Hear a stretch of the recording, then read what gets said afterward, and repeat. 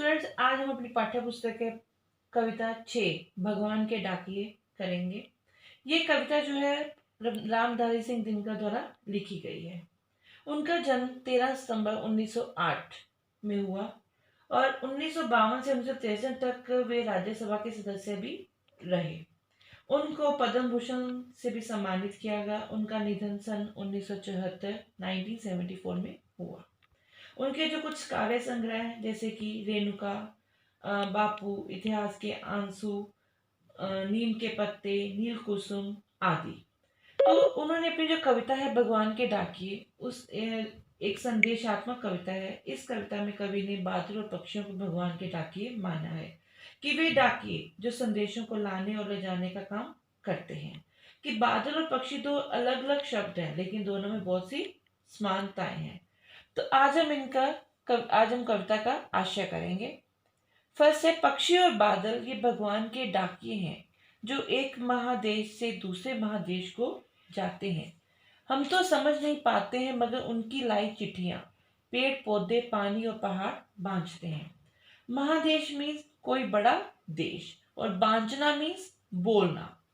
तो इसमें कवि ने बताया है कि इनके द्वारा संदेशों को एक स्थान से दूसरे स्थान पर भेजने की बात की गई है। तो दिनकर जी बता रहे हैं कि प्रकृति के दो तत्व पक्षी और बादल ईश्वर के डाकिए हैं। ये संदेशों को यहाँ से वहां तक लाने ले जाने का कार्य करते हैं। ये अपने संदेशों को एक देश से दूसरे देश में लेकर जाते और आते हैं।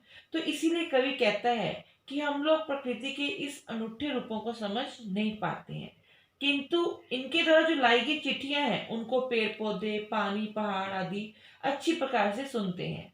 तो ये पक्षियों और बादलों की भाषा को अच्छे से समझ लेते हैं। मीन्स कि इसमें कवि ने पक्षियों और बादलों को डाकिए के रूप में प्रस्तुत किया है। नेक्स्ट है, हम तो केवल ये आंकते हैं कि एक देश की धरती दूसरे देश को सुगंध भेजती है और वह सौरभ हवा में तैरते हुए पक्षियों की पंखों पर तिरता है और एक देश का भाप दूसरे देश में पानी बनकर गिरता है। आंकना मीन्स समझना, सुगंध मीन्स खुशबू, सौरभ मीन्स सुगंधित, तो खुशबू ही होती है वो भी, तैरते उड़ते, पंखों मीन्स पंखों, तिरता मीन्स उड़ता। तो इसमें कवि ने इस पंक्तियों में कविता की रचना जो है उसमें उपदेश देने के लिए बात की है उसने कि यह बादलों को हवा में पक्षियों के पंखों पर तैरते हुए दिखाया हुआ है। तो इसमें कवि ने पक्षियों और बादलों को डाकिए के रूप में वर्णित करते हुए कहा है कि हम लोग तो मात्र यही समझते हैं कि एक देश की धरती वायु के माध्यम से अन्य देश की धरती की को सुगंधित हवा भेजती है। तो वो कहते हैं कि ये सुगंध जो है हवा में तैरते हुए पक्षियों के पंखों पर तैरती है। तो इसी प्रकार एक देश की भाप पानी बनकर अन्य किसी देश में गिरने लगती है। तो ये प्रकृति का जो सारा चक्र है वो लगातार इसी तरह अपनी गति में रहता है। तो इसमें कवि ने बादल और वायु के माध्यम से जो प्रकृति का चक्र है उसके बारे में समझाया है। तो नेक्स्ट है स्टूडेंट्स, ये थी हमारी कविता। नेक्स्ट है गृह कार्य। तो ये कुछ मैंने आपको प्रश्न दिए हैं जो कि इसी कविता से रिलेटेड है, वो आपको अपनी कार्य पुस्तिका पर करने हैं। धन्यवाद।